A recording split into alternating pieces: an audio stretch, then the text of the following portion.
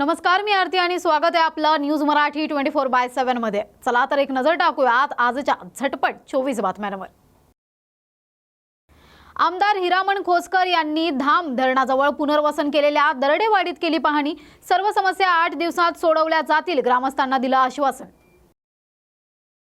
महाराष्ट्रात आरोप आणि प्रत्यारोपांची मालिका सुरू आहे, त्याचा शेवट संबंधित लोकांनीच करायचा असतो, चंद्रकांत पाटील यांचं वक्तव्य। नाशिकच्या रामकुंड परिसरात पूरजन्य परिस्थिती निर्माण झाली आहे। गटारी अमावस्या असल्याने खवय्यांची नवी मुंबईतल्या बेलापूर दिवाळी गावामध्ये मच्छी घेण्यासाठी मच्छी मार्केटमध्ये मोठी गर्दी। अमरावती जिल्ह्यात संततधार पावसाने उघडीप दिल्याने शेतीची कामे जोरात सुरू। माढा लोकसभेनंतर मान विधानसभेसाठी धैर्यशील मोहिते पाटलांनी फिल्डिंग लावली आहे, यावर गोरेंनी साधला मोहिते पाटलांवर निशाणा। देवेंद्र फडणवीस हे उद्धव ठाकरे यांच्यापेक्षा खूप ज्युनियर आहेत, चंद्रकांत खैरे यांचं विधान। आमचं सरकार आलं की लाडकी बहीण योजना अजून सुधारू, सगळ्या गोष्टी पैशाने विकत घेता येत नाहीत, सुप्रिया सुळे यांचं प्रतिपादन।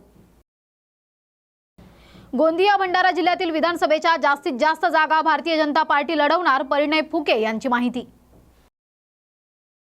सचिन वाझे हे भाजपचे नवीन प्रवक्ते बनले आहेत, राज राजापूरकर यांचा भाजपवर घणाघात। राणा परिवार एक आमदार आणि एक खासदार असताना पण मिल सुरू करू शकले नाहीत, बच्चू कडू यांचा राणा दाम्पत्यावर घणाघात। जे लोक आरक्षण कशासाठी ते समजतात, त्या कोणाशीही माझी बोलण्याची तयारी आहे, छगन भुजबळ यांचं वक्तव्य। पुण्यातील नागरिकांना त्रास होणार नाही यावर मी स्वतः लक्ष ठेवून आहे, पुणे पूरस्थितीवर मुरलीधर मोहोळ यांचं वक्तव्य। विधानसभा निवडणुकीसंदर्भात आम्ही महाविकास आघाडी एकत्र चर्चा करणार, रमेश चनिथल्ला यांची माहिती। अकोल्यात महाराष्ट्र राज्य जुनी पेन्शन संघटनेचा जिल्हाधिकारी कार्यालयावर भव्य मोर्चा। अजित पवार गटाचे माढा विधानसभेचे आमदार बबनदादा शिंदे आणि त्यांचा मुलगा रणजित सिंह शिंदे शरद पवार यांच्या भेटीला। एकनाथ खडसे हे सक्रिय असून लवकरच त्यांच्याबद्दल पक्षश्रेष्ठी निर्णय घेतील, रक्षा खडसे यांनी दर्शविला विश्वास। जुन्या पेन्शनच्या मागणीसाठी शेगावात शिक्षकांचे रास्ता रोको आंदोलन। अमरावती जिल्हा नियोजन समितीच्या बैठकीत आमदार यशोमती ठाकूर आक्रमक। सुरुवातीच्या काळात संजय राऊत एक ग्लॅमर होते, आता त्यांना कोणी गांभीर्याने घेत नाही, चंद्रकांत पाटील यांचा संजय राऊत यांना टोला। सिंदखेड चौफुली नावा रोडवरील ट्रक आणि बसचा अपघात, 17 प्रवासी जखमी, जखमींवर घाटी रुग्णालयात उपचार सुरू।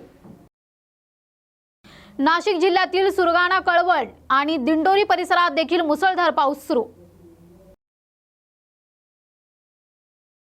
चांदीवाल अहवाल हा महाविकास आघाडीच्या काळात आला होता, तेव्हा कारवाई का केली नाही, उपमुख्यमंत्री देवेंद्र फडणवीस यांचा सवाल। निफाडच्या सायखेडा चांदोरी परिसरात गोदावरी नदीला पूर, नदीकाठच्या नागरिकांना सतर्कतेचा इशारा। तर या होत्या आजच्या झटपट 24 बातम्या। अशाच झटपट बातम्यांसाठी बघत रहा न्यूज मराठी 24/7।